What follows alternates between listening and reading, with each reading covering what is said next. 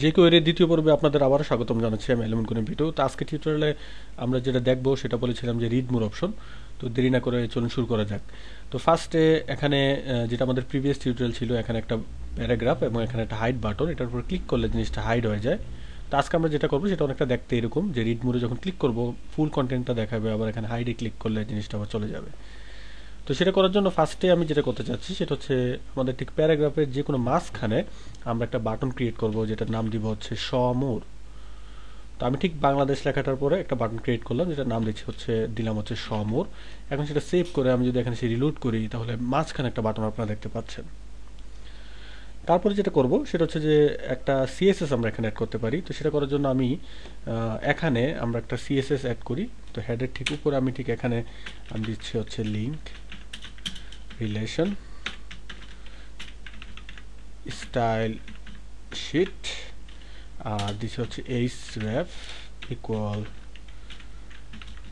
Style dot CSS.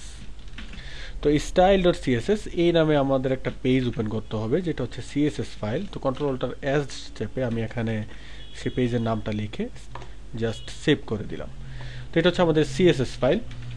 তো এটা হচ্ছে আমাদের ইন্ডেক্স ডট এইচটিএমএল ফাইল। তো আমি এই পুরো কন্টেন্ট যেটা আমাদের আছে, এটাকে আমি একটা অলরেডি একটা ডিভে রেখেছি। সেই ডিভটার নাম দিয়েছে হচ্ছে মেইন কন্টেন্ট, এবং সেটা আপনারা দেখতে পাচ্ছেন যে এখান থেকে ডিপটা শুরু হয়, ঠিক শেষে এসে ডিপটা শেষ হলো। জাস্ট একটা ডিপ, আর কিছু না।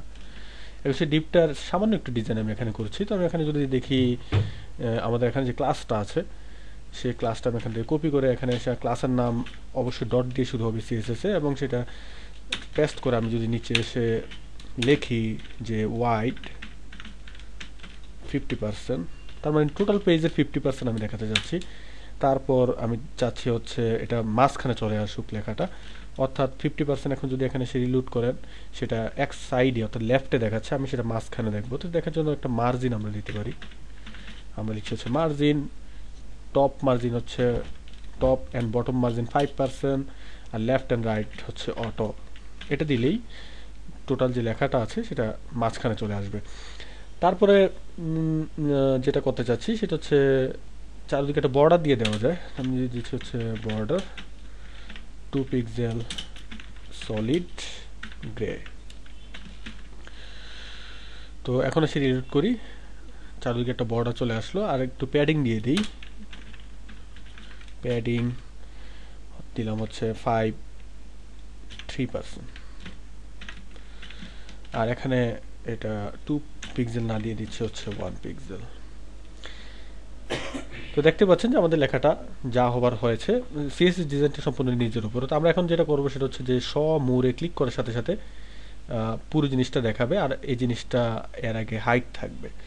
তো আমি এখন যেটা, আমরা যখন পেজটা লোড করব, এখানে যেরকম পেজটা লোড করার পর আপনি জাস্ট রিড মোর বাটনটা শুধু দেখতে পাচ্ছেন।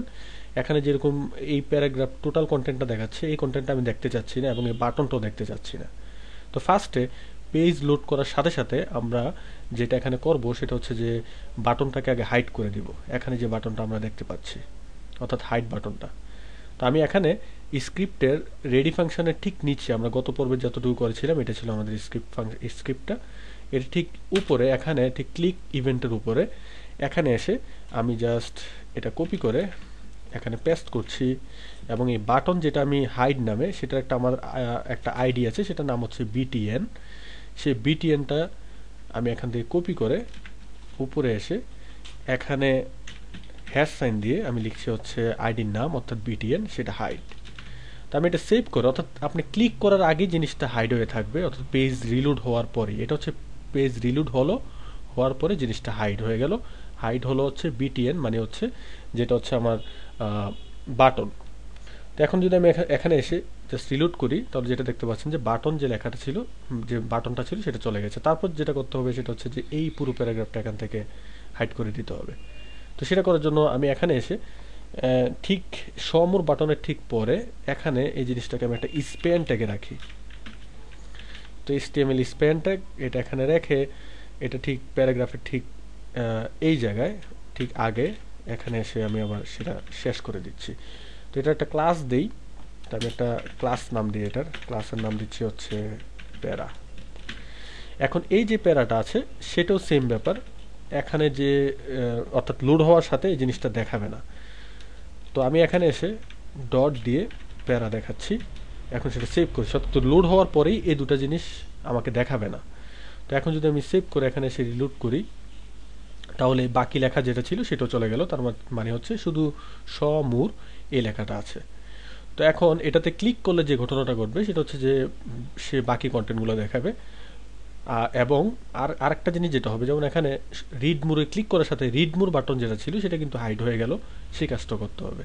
তো আমরা এখানে যেটা করব সেটা হচ্ছে ক্লিক করবে হচ্ছে এখন শো মোরে, অর্থাৎ এখানে যখন শো মোর ক্লিক করবে তখন আমাকে দেখাবে হচ্ছে এই প্যারাগ্রাফটা।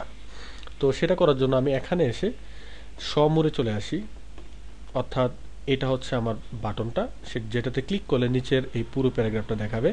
তো এখানে এসে আমি একটা ক্লাস দিচ্ছি এবং এখানে লিখছি ক্লাসের নাম শ। এখন এই শটাকে কপি করে আমি ঠিক চলে আসছি উপরে, এবং আমাদের এখানে ক্লিক ইভেন্টে আমি যেটা অ্যাড করছি যে যখন শতে ক্লিক করবে, অর্থাৎ অ্যাক্সেস করো শ নামে ক্লাসে, সেটাতে ক্লিক করার পরে কি ঘটবে এখানে। তো ঘটবে যেটা, সেটা হচ্ছে আমাকে প্যারাগ্রাফটা দেখাবে। তো প্যারাগ্রাফটা দেখাবে, এটা হচ্ছে আমার প্যারাগ্রাফের ক্লাস। এখানে জাস্ট আমি যে জিনিসটা চেঞ্জ করে দিব, এখানে হাইডের জায়গায় আমি জাস্ট লিখবো হচ্ছে শ। তো এখন যদি এখানে এসে রিলোড করি, তারপর এখানে যদি সমরে ক্লিক করি, আপনারা দেখতে পাচ্ছেন যে প্যারাগ্রাফটা দেখাচ্ছে। তো প্যারাগ্রাফটা দেখার পরে যে ঘটনাটা ঘটবে সেটা হচ্ছে সমর যে বাটনটা ছিল সেটা আমার হাইড হয়ে যেতে হবে। তো সেটা আমি হাইড করে দেওয়ার জন্য আমি এখানে এসে অর্থাৎ এই বাটনে ক্লিক করার সাথে সাথে দুটা কাজ ঘটবে। একটা হচ্ছে যে প্যারাগ্রাফটা দেখাবে, আর যে বাটনটা এখানে ছিল অর্থাৎ শ নামে যে বাটনটা ছিল সেটা হাইড হয়ে যাবে। তো আমি এখানে লিখছি হচ্ছে শ এবং সেটা হাইড হয়ে যাও, SIDE। এখন যদি আমি এখানে এসে রিলোড করি, হাইড হয়ে গেল, সমরে ক্লিক করার সাথে সমর লেখাটা চলে গেল এবং পুরো কন্টেন্টটা চলে আসলো। তো এখন আমার যে জিনিসটা দরকার পড়ে গেল সেটা হচ্ছে হাইড নামে যে বাটনটা, যেটা সবার নিচে, সেটা যাতে করে আমরা জিনিসটা আবার হাইড করে দিতে পারি।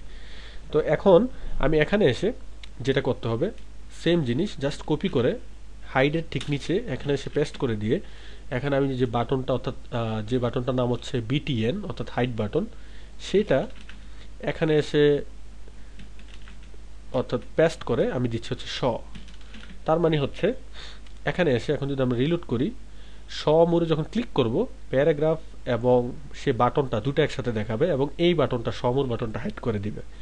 তো একসাথে তিনটা কাজ হবে। তো ক্লিক করলাম, প্যারাগ্রাফটা দেখালো এবং হাইটটা দেখালো, আর সমর যে লেখাটা ছিল সে বাটনটা ছিল সে বাটনটা হয়ে গেল হাইট, অর্থাৎ সে বাটনটা চলে গেল।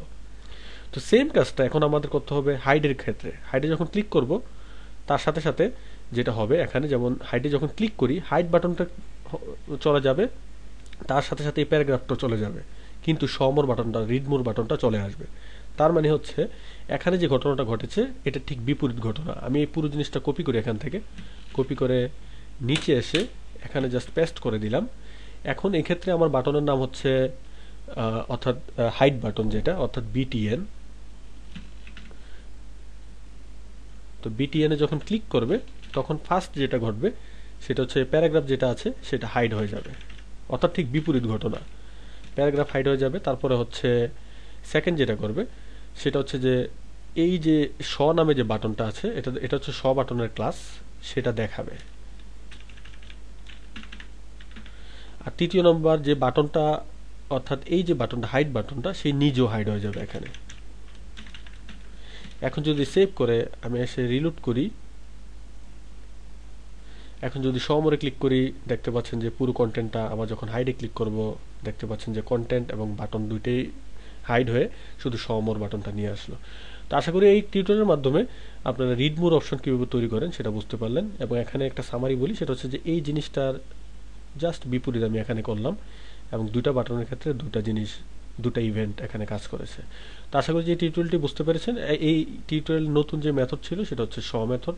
গত টিউটোরিয়ালে আমরা হাইড মেথডটা দেখিয়েছিলাম।